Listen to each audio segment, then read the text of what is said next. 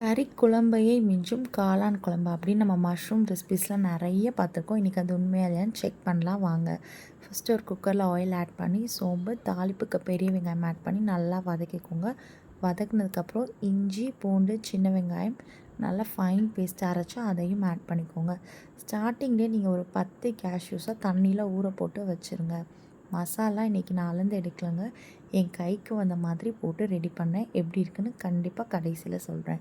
So இன்றைக்கி நம்ம use பண்ண போது இந்த சிப்பி காளான் தான்.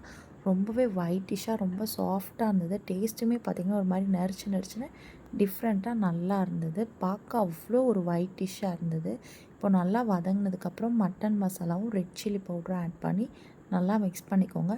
பெரிய தக்காளியாக இருந்தால் 1, சின்ன தக்காளியாக இருந்தால் 2.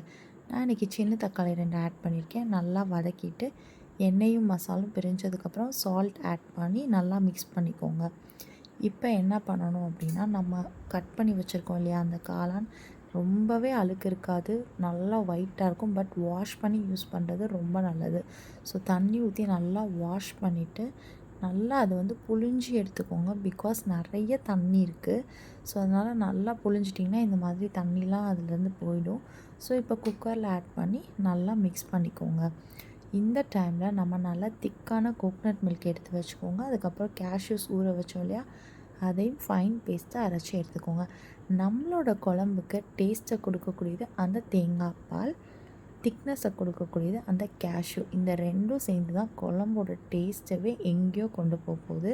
ஸோ பாருங்கள் குழம்புல எப்படி அந்த காளானில் நம்ம எவ்வளோ தான் புழிஞ்சு போட்டாலும் பார்த்திங்கன்னா தண்ணி எப்படி விடுதுன்னு.